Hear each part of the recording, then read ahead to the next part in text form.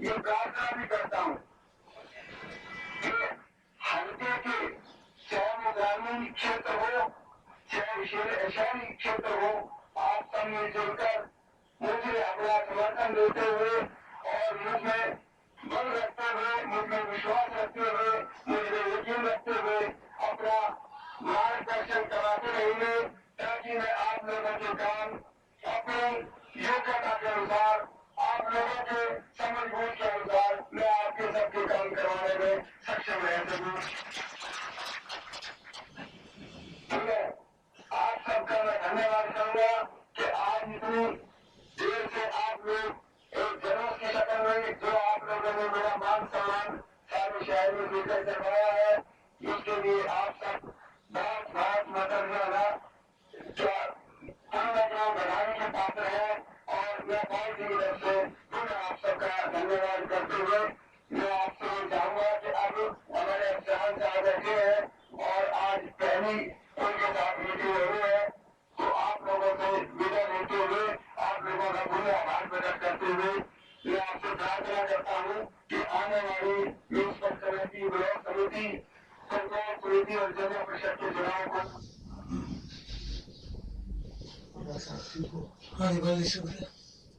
जी एक सामाजिक कार्यकर्ता से लेकर एक नेता और एक विधायक और अब एक मंत्री के रूप में आपने एक अपना सफर तय किया है। आपको आज एक मंत्री के रूप में देख करके लोगों को कैसा लगता है और आपको कैसा लगता है? मैं जगदीश जी आपको बदला देना चाहता हूँ कि अभी तो कोई ऐसा महसूस ही नहीं कर रहा कि मैं भाइयों से या मतदाताओं से बाहर कोई हो गया हूँ।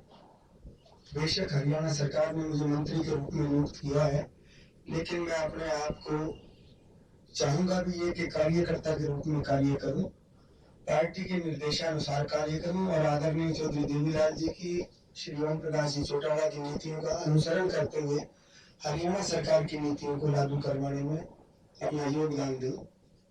मैं मतदाताओं के बीच में रहकर मतदाताओं की आवाज को सुनकर आगे पहुंचाने के लिए एक कड़ी के रूप में काम करूंगा। जो मंत्रालय आपको मिला है उसके तहत आप शहर के लिए और अपने हल्के के लिए क्या क्या कार्य करेंगे? मुझे कल शाम ही इस मंत्रालय के बारे में मालूम हुआ हिसार, तो मैं प्रशासन के साथ बैठकर बातचीत करके जितना सुचारू रूप से सफाई अभियान या शहर की जिसमें महबूदी हो, तरक्की हो, नालों की सफाई हो, बारिश आने के वक्त में किसी प्रकार की लोगों को दिक्कत ना हो सके, शहर में एक इस प्रकार की वातावरण या छवि बने कि शहर देखने में सुंदर लगे। मैं चाहूँगा न सिर्फ हासिल का बल्कि हरियाणा भर में मैं टूर प्रोग्राम बनाकर जाकर और अधिकारियों से बात करके इस प्रकार का प्रोग्राम बनाने की सोच रहा हूँ। मंत्री जी, ऐसे कौन से अधूरे विकास कार्य आप हमारे हल्के में देखते हैं जिनको आप प्राथमिकता के आधार पर पूरे करवाने की कोशिश करेंगे? आपके सामने ही है, सीवर की प्रॉब्लम है, वाटर सप्लाई की भी दिक्कत है और सफाई की भी दिक्कत है। तो मैं गलियों की भी थोड़ी बहुत है, इतनी ज्यादा नहीं है, कुछ स्लम एरिया में है दिक्कत। तो मैं उन सब के बारे में जैसे ही फंड आते हैं तो मैं स्थानीय निकाय प्रशासन को उसकी फंड दिलवाकर और कार्य करवाने की शीघ्र कोशिश करूँ। कार्यकर्ता जो पार्टी का होता है या किसी नेता का होता है वो उसका एक सिपाही के रूप में कार्य करता है। आप अपने कार्यकर्ताओं को क्या संदेश देंगे? मैं तो अभी आपके सामने बाहर अपने कार्यकर्ताओं को एक निवेदन करके आया हूँ कि आप ये फाइनल ना मान लें कि हमने एमएलए बना दिया और वो मंत्री भी बन गया है। कार्यकर्ता किसी भी पार्टी के लिए रीढ़ की हड्डी का कार्य करता है और रीढ़ की हड्डी अगर किसी वक्त भी स्लिप हो जाए तो वो आदमी काम का नहीं रहता। कार्यकर्ताओं ने ही हल्के में काम करवाना है, कार्यकर्ताओं ने ही पार्टी का काम करना होता है, कार्यकर्ताओं ने ही शहर का और गांव का काम करवाना होता है। तो मैं कार्यकर्ताओं से जुड़ा रहना चाहता हूं और उनका जुड़े रहने से मैं ये समझता हूं कि मैं सक्षम हो सकूंगा कि विकास कार्यों को सरअंजाम दे सकूं। नगर वासियों से आपकी क्या अपेक्षाएं रहेंगी कि वो आपको किस रूप में सहयोग करें? आप उनके लिए क्या कर सकते? नगर वासियों को मैं आपके माध्यम से एक संदेशा जरूर देना चाहूंगा कि जहां सफाई कर्मचारी सफाई करने में अपना कार्य करेंगे, वहां हमारे नगर के भाई और बहन भी अपना कचरा जो है कोई डिब्बे में या एक जगह स्टोर करके या लिफाफे में जो सफाई कर्मचारी आता है उसको वो दे दें, ना कि रोड के ऊपर सड़क के ऊपर फेंके। और आपस में प्रेम प्यार भाईचारा बना के रखें ताकि हम सहयोग कर सकें और शहर में मिलजुल कर या गांवों में मिलजुल कर हम इस हरियाणा का उत्थान कर सकें। जी, मेरे साथ मेरे और पत्रकार भाई हैं, शायद वो भी आपसे कुछ पूछना चाहेंगे।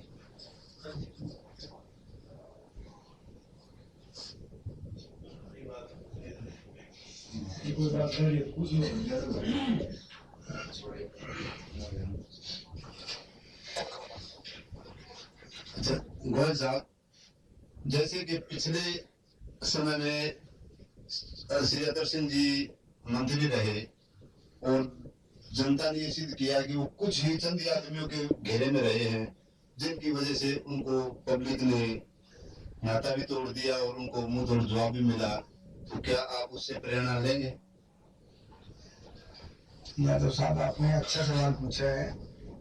मैं इस बारे में शायद आप अगर समझ सके हो तो मैं जवाब दे चुका हूँ कि मैं कार्यकर्ताओं से जुड़े रहना चाहता हूँ। कार्यकर्ता ही सब कुछ होता है, न कि कुछ व्यक्ति। जब मैं कार्यकर्ताओं के साथ तन्मयता से उनके साथ मिलजुल के काम करवाऊंगा और करूंगा तो कुछ व्यक्तियों का सवाल ही नहीं पैदा रह जाता। और मैं तो ग्रामीण और शहरी स्तर पर इस प्रकार से करना चाहता हूं कि लोग ये जाने कि बल्कि इतना भी हो जाए कि रोज की रोज हमारे पास क्यों आने लगा है। मैं उनसे तालमेल बना के रखूंगा, उनकी दुख तकलीफों में भागीदार रहूंगा। मैं जी, जैसा कि इन्होंने जब चर्चा की है तो हमारे कार्यक्रम में पूर्व मंत्री सियातर सिंह सैन ने तो कामना की थी कि आपको मंत्री बनाया जाए, मंत्री तो आप बन गए। उन्होंने एक दूसरी सलाह दी थी कि बदले की भावना से कोई भी कार्य न किया जाए, जैसे झूठी केस। हमने कहा था जी आप तो खुद मुक्त हो गए झूठे केसों के, आपके ऊपर भी केस बना था और गोयल साहब के दोनों बना था, तो ऐसी कोई बदले की भावना से कोई कार्रवाई के बारे में? सैनी जी, मैं आपके माध्यम से भी बदला देना चाहता हूँ और वैसे कई जगह स्टेज के माध्यम से बोल चुका हूँ कि मैं उस ईश्वर से ये कामना करता हूँ कि बगैर किसी राग द्वेष के, चाहे किसी मतदाता ने मुझे अपना समर्थन दिया है, चाहे किसी और उम्मीदवार को समर्थन दिया है, क्योंकि मैं अब हल्के की नुमाइंदगी करता हूँ और अब हल्के की भी नहीं, मैं हरियाणा भर की नुमाइंदगी करता हूँ एक मंत्री होने के नाते हरियाणा सरकार में। तो मेरा किसी प्रकार से किसी व्यक्ति विशेष से ना कोई लगाव होगा, ना कोई भेदभाव होगा। सबको भाईचारे के रूप में और जो सही काम होगा उसको करवाने की निगाह से रहूंगा। और इससे भी ऊपर एक बात और कहना चाहूंगा, हमारा वर्कर अगर कोई बाहर है उसको तो यहाँ लाने की चेष्टा करूंगा, अन्यथा मैं ट्रांसफर के झमेले में नहीं पड़ूंगा किसी प्रकार से, चाहे वो किसी बिरादरी से है। मैं 36 बिरादरी को साथ लेकर चलूंगा। गोयल साहब, एक प्रश्न और पैदा होता है इसके बीच में कि कुछ कार्यकर्ता ऐसे होते हैं जो मंत्री या विधायक से भी राजनीति में आगे निकल जाते हैं और मंत्री या विधायक को इतना ब्लैकमेल कर देते हैं कि अफसरान पर कपड़ा दबाव डालकर यानी कि मंत्री जी को बदनाम भी कर देते हैं और मंत्री को पता नहीं होता है। उसके लिए आप क्या उपाय करेंगे? नहीं, ऐसा ये तो अपनी कमजोरी छुपाने वाली बात है, किसी के ऊपर इल्जाम लगाकर। मैं नहीं मानता आदमी स्वयं में इतना सक्षम हो तो कोई कार्यकर्ता किसी के ऊपर होकर गलत काम नहीं करवा सकता। जैसा कि मैंने पीछे 6 महीने की सरकार के दौरान कोई व्यक्ति मेरे पास, चाहे वो मेरी पार्टी का कार्यकर्ता आया है, एक साइड पे टेलीफोन मैंने कभी नहीं किया। मैंने उनकी रजामंदी, आपस में भाईचारा बनवाने की कोशिश की है, एक पार्टी बन के कार्य नहीं किया मैंने। आपने 6 महीने के कार्यकाल में भी देखा होगा हमारा कार्य, हमारे साथियों का कार्य, पार्टी वर्करों का कार्य। गोयल साहब, आपकी सरकार ने बनते ही हरियाणा में करों का बोझ लाद दिया है। आज से ही पेट्रोल के रेट 1 लीटर के 2 रुपए 15 पैसे बढ़ा दिए गए। अन्य वाहनों पर भी कर लगा दिया गया, जबकि डीजल को अछूता रखा गया। ट्रैक्टरों के टायर ट्यूबों के लिए तो टैक्स नहीं लगाया गया, जबकि शहरी लोगों के लिए ज्यादा टैक्स लगाएंगे। इसके बारे में आप क्या कहना चाहेंगे? ये गवर्नमेंट ऑफ इंडिया की पॉलिसी के तहत ऐसा किया गया है। गवर्नमेंट ऑफ इंडिया ने 1 जनवरी 2000 से ये रेट बढ़ाए जाने थे, जो कि तमाम हिंदुस्तान में लागू किए जाने थे। और हमारी परसों कैबिनेट की बैठक में ये निर्णय लिया गया कि केंद्र सरकार के साथ तो मिलकर चलना पड़ेगा। अगर हमें हरियाणा का विकास करवाना है, हम केंद्र सरकार की नीतियों को लागू करके ही उनसे कोई आगे मदद ले सकते हैं। ये नहीं है कि हमने अपनी ओर से किसी प्रकार से कोई टैक्स लगाया है। हमने केंद्र की नीतियों के अनुरूप ये टैक्स जो लगाया है उन नीतियों के फलस्वरूप है। अगर केंद्र गलत बोझ हमारे ऊपर ला देता तो क्या आप उसका अपोज नहीं करेंगे? कि केंद्र गलत बोझा सब स्टेटों पे तो नहीं लाता। पंजाब ने लागू कर दिया, हरियाणा ने लागू कर दिया, राजस्थान ने लागू कर दिया, दिल्ली ने लागू कर दिया, यूपी ने लागू कर दिया। तो क्या हरियाणा के लिए ही वो बोझ है? वो बोझ है तो सारे हिंदुस्तान में है, अन्यथा तो वो बोझ नहीं है। और जो खाद के रेट वगैरह बढ़े हैं, मेरा ख्याल और किसी पार्टी के नेता ने अपोज नहीं किया। हमारी पार्टी ने, हमारे नेता ने फिर भी अपोज किया इसके बारे में कि किसान एक, जहां नींव हमारी हिंदुस्तान की नींव किसान है, जमींदार है जो अन्न पैदा करता है और अन्न से आगे फिर सारे कार्य चालू होते हैं। तो उन सारी बातों के फलस्वरूप हमें केंद्र के निर्देशानुसार कार्य तो करना पड़ेगा। ये अलग बात है कि कोई हमारे हरियाणा वासियों को वो गलत लगता हो तो हम उनको शायद थोड़ा कंडम करने के लिए करें, हमारी चल जाएगी तो ठीक है, नहीं चलेगी तो हमने उनके मुताबिक चलना पड़ेगा। ऐसा चुनाव के बाद किया गया, उससे पहले नहीं किया गया। आपने ठीक सवाल पूछा। चुनाव के वक्त में हरियाणा सरकार एक कार्यकारी सरकार के रूप में कार्य कर रही थी, उसको ये फैसले ले सकने की क्षमता उसके पास नहीं थी।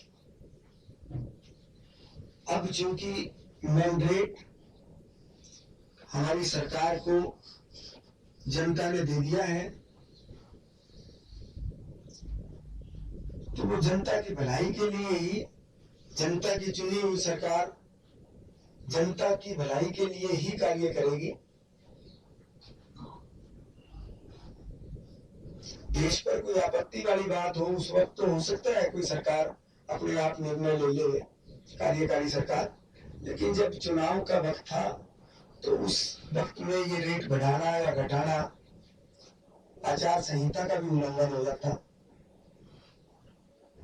आपने गोयल साहब कहा कि हमें उसे केंद्र से कुछ लेना है तो केंद्र का हमें साथ देना पड़ेगा।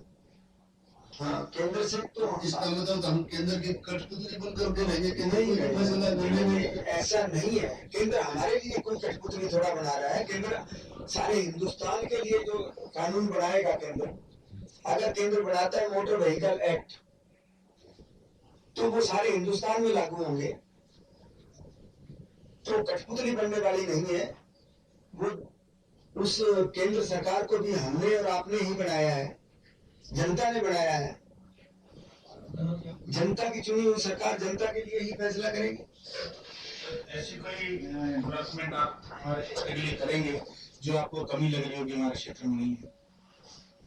मेजर डेवलपमेंट अवश्य मैं करवाने की कोशिश करूंगा। पहले मुझे थोड़ा वक्त मुझे इस बारे में, मैं क्योंकि आपसे बताया भी मैं चंडीगढ़ से कल बाहर था, कल ही मुझे पता लगा है।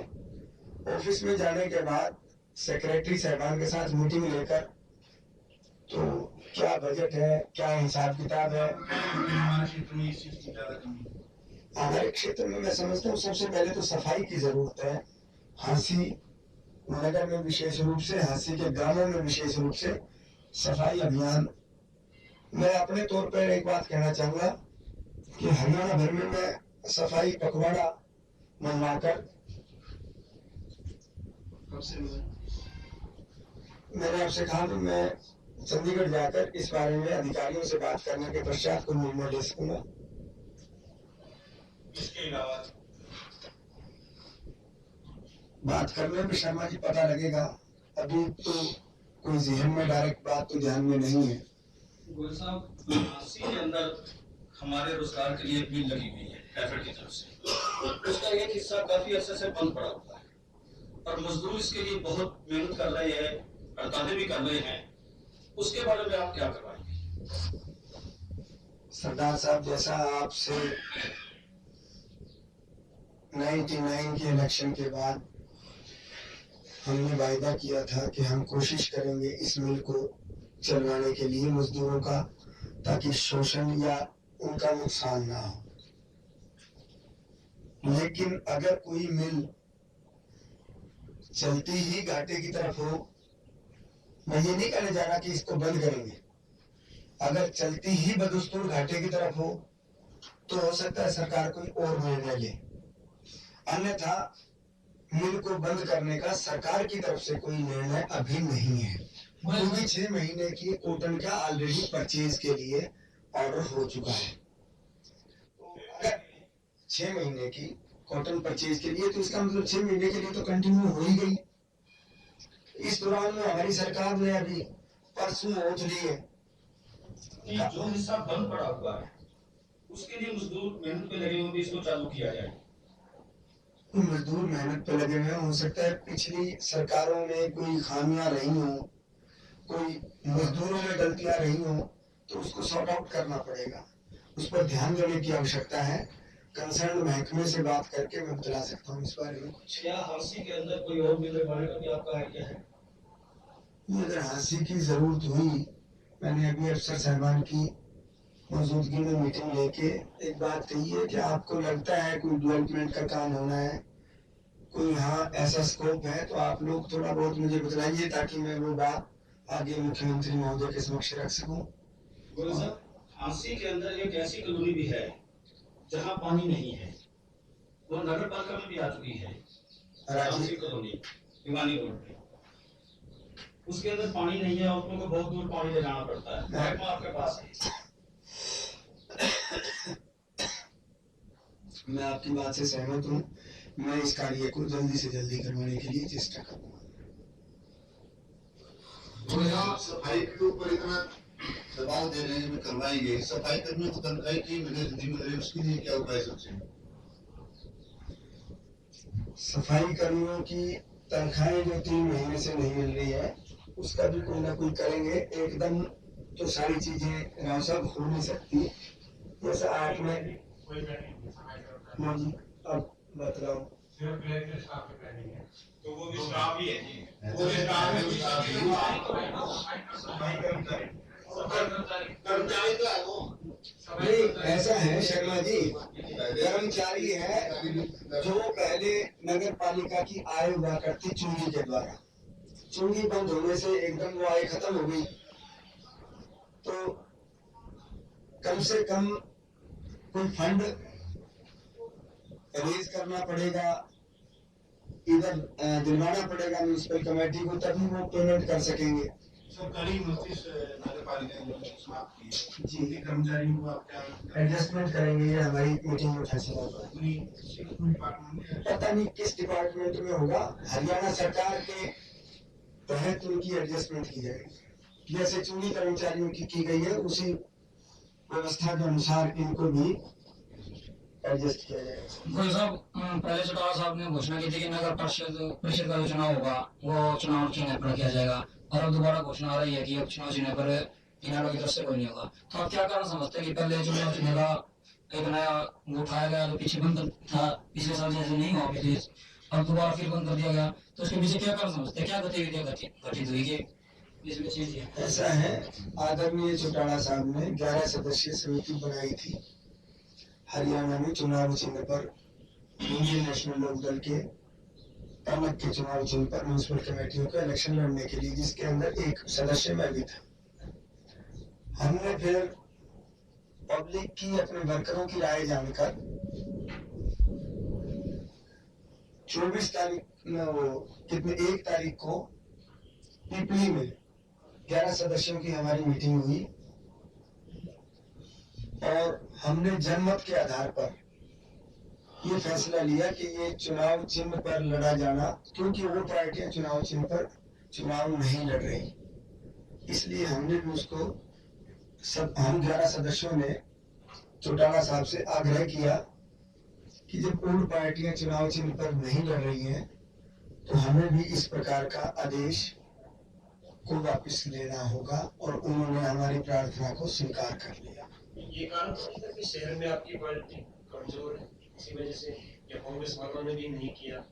नहीं, ये तो अगर कमजोर होती तो आपके सामने में झांसी में जो पहले 10,000 या 9,000 से हारा करता हमारा कैंडिडेट शहर के अंदर, मैं बराबर रहा हूँ, तो आप कैसे कह सकते हैं कि शहर में हमारी पार्टी कमजोर है? हमारे 61 कैंडिडेट खड़े हुए थे चुनाव मैदान में, और 61 में से 47 उम्मीदवार जीत के आए हैं, मैंडेट हमारे हक में आया है, सरकार बनाने के काबिल आ गए हैं। 61 में से 47 आना एक मायने रखता है। आप कैसे कहेंगे कि शहर में हमारा मतदाता नहीं है? गोयल साहब, चुंगी आपने खत्म कर दिया, आय का साधन खत्म हो गया, क्या इसको देखते हुए दोबारा चुंगी लगाई जाएगी? हम चुंगी हरगिज नहीं लगाएंगे, हमारी सरकार का निर्णय, हमारी सरकार ने चुंगी हटाई है, और कोई सोर्स ढूंढेंगे इसके बारे में सरकार चुंगी नहीं लगाएगी। चुंगी नहीं लगाएगी। आपने जो कहा अवैध वाहन, अवैध वाहन हो सकता है किसी के पास आपकी चिट हो, किसी के पास किसी और अधिकारी की हो, किसी के पास किसी और राजनेता की हो, है आप में से और हमारे में से ही। तो ऐसे चलते रहेंगे? नहीं चलते रहेंगे। हम इसको कठोर से कठोर कदम उठवाकर, सरकार तो परसों ही बनी है हमारी, ओथ सेरेमनी परसों हुई है, पीछे बंद भी हो गए थे। नहीं ओथ सेरेमनी परसों हुई है। अगर वो ये सोचे कि हम एकदम सारे के सारे पग उठा सकेंगे, तो मैं सोचता हूँ कि हर निर्णय अब जो हमारा ट्रांसपोर्ट विभाग है वो इस बारे में सुचारू रूप से कोई न कोई कार्य करेगा और इनको अवैध वाहनों को रोककर हरियाणा सरकार की बसों को फायदे में लाने के लिए कोशिश करें। शहर